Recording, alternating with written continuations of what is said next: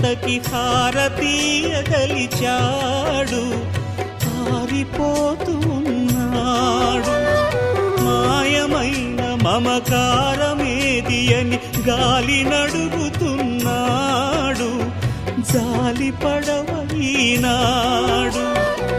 నిలువున రగిలే వేదనలో విలయ జ్వాలలు చూడు, ప్రణయమే గెలిచే మధురిమతో చెలిమి జోరలు ఆడు.